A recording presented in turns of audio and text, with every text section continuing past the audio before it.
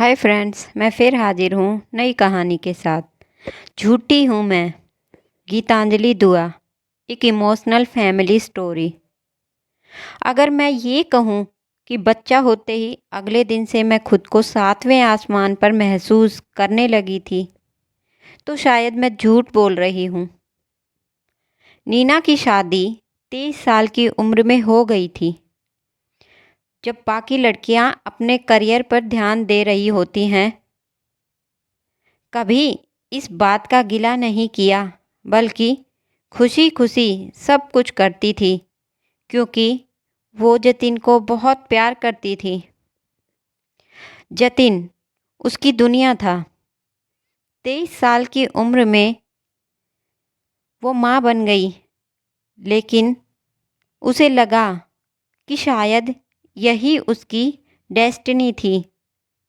शुभ के होने के बाद वो जतिन के बिना अपने ससुराल में रही।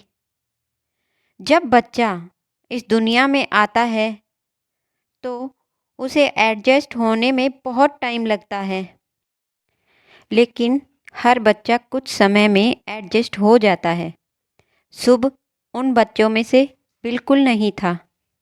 वो बहुत कम सोता था। शुभ की नींद भी बहुत कच्ची थी।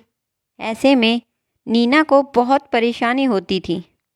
शादी से पहले जिस नीना को दोपहर में 2 घंटे सोने की आदत थी, अब उसे रात को भी ढंग से 2 घंटे सोने को नहीं मिलते थे।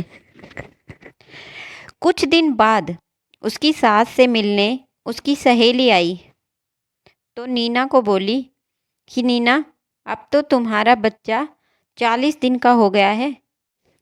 अब तुम रसोई का काम संभाला करो।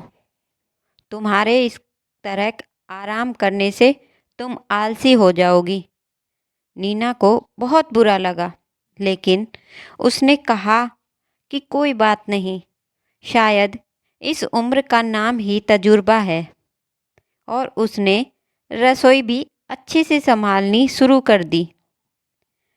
कुछ दिन बाद जतिन नीना को दिल्ली ले आया, और अब नीना जतिन के लिए, शुभ के लिए और अपनी एक ननद के लिए भी काम करती थी। नीना को अब लगने लगा था कि हर समय बदलता है।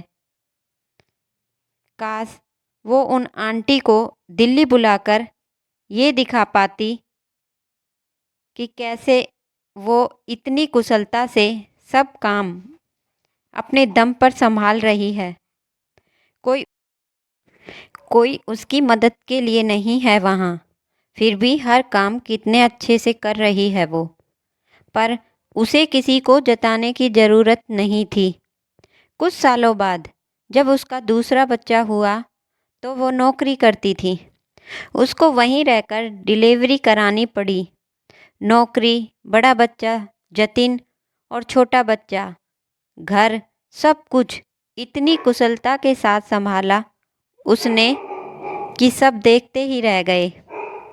आज जब छोटा बच्चा 2 साल का हो गया, तो उसकी एक कॉलेज की सहेली आई और बोली, बहुत दिक्कत हुई होगी ना तुम्हें इस बच्चे की, क्योंकि पिछली बार तो तुम ससुराल में थी।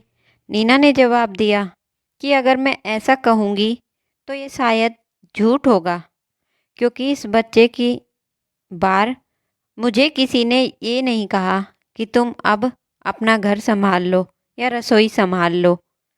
नीना की सहेली को समझ नहीं आया, तो नीना ने बताया कि कई बार हम समाज के दबाव में आकर कुछ बातों से दब जाते हैं, और बाद में वही बातों में हमें उलझाया जाता है।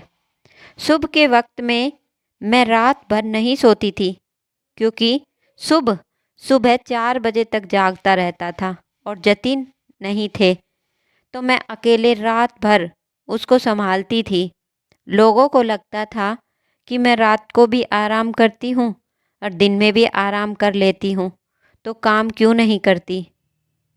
पर मैंने ज़िंदगी के तजुर्बे से ये सीखा है कि कभी कभी खुद से झूठ बोलना अच्छा रहता है या खुद को झूठा साबित करना अच्छा रहता है, क्योंकि मेरी मजबूरी सिर्फ मैं जानती थी। लोगों का काम होता है दूसरे की ज़िंदगी में झांक कर दखल देना।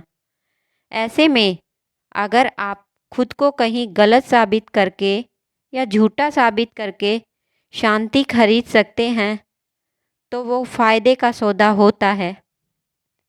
जो लोग आपको परेशान करते हैं उन्हें इग्नोर करने के लिए सुने। दोस्तों, कैसी लगी आपको नीना की इमोशनल स्टोरी? मिलते हैं अगली नई कहानी के साथ। धन्यवाद।